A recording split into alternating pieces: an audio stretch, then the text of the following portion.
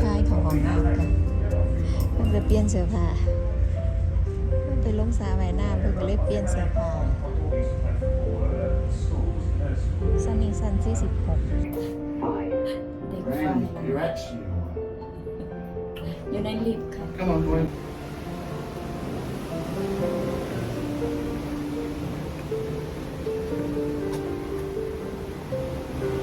นั่งรีแลกซ์สิลูกบอล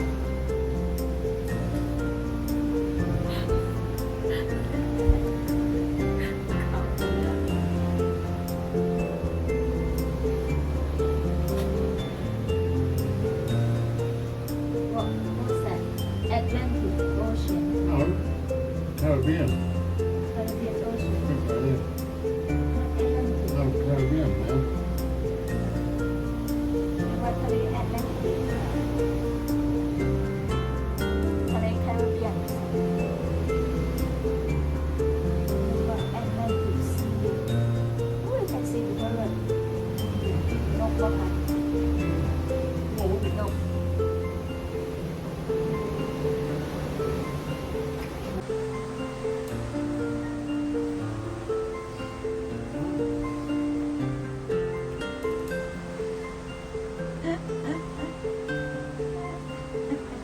น่ารักค่ะที่ไหนก็ฝากกดติดตามก็คุยกับลูกบอลไม่ได้ค่ะฝากกดไลค์กดแชร์กดติดตามกด Subscribe ให้ก็คุยลูกบอลนั่นเลยค่ะเดี๋ยวคืนนี้ก็จะไปกินข้าวอีกแล้วค่ะก็คุยลูกบอลบุกร้านอาหารไว้เวลาเดิม6 โมงเสมอสิได้ไปกินอาหารแล้วค่ะยังไงก็ฝากกดไลค์กดแชร์กดติดตามให้ก็คุยกับลุงบอมนี่ด้วยค่ะเด้อเดี๋ยวจะเจอกันในคลิปต่อไปค่ะเพราะว่าพอคุยกับลุงบอมก็อยู่นี่ประมาณ2 อาทิตย์เนาะค่ะเนาะอยู่เกาะคาริบเบียนนี่ประมาณ2 อาทิตย์ค่ะก็สิ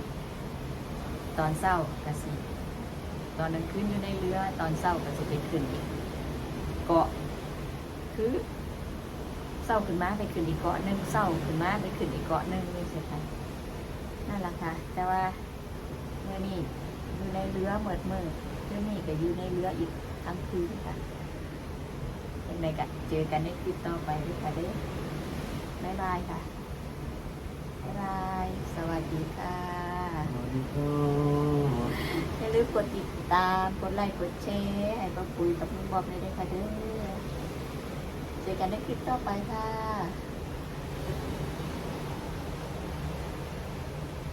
เห็นตะน้ำนะคะพวกนี้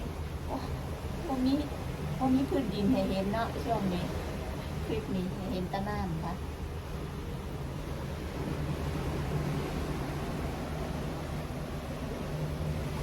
อันนี้ห้องนอนค่ะห้องนอน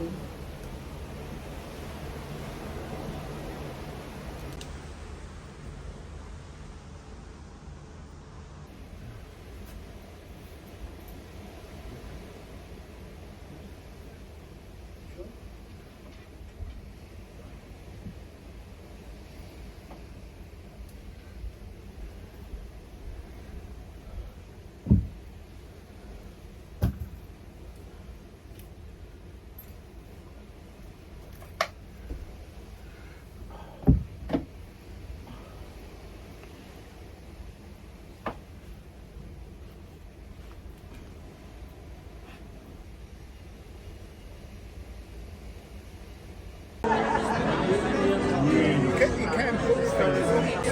the cinder, yeah, when it's in cold, I think you can get it.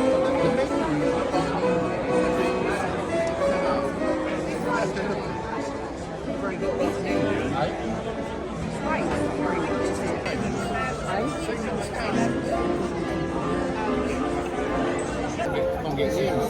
Yeah, I'll go and have a near with you.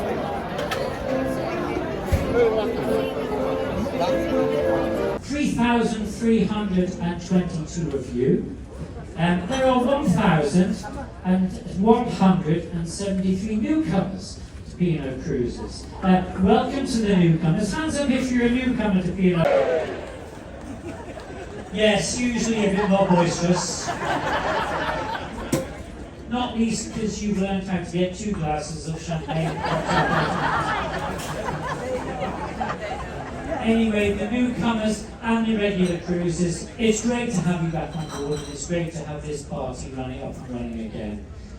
We have 1,344 crew members, 50 nationalities, and we are all here to look after you and give you a fabulous holiday. Do we have the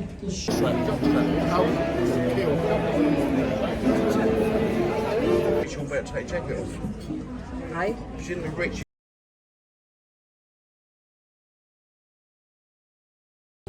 What sauce was that?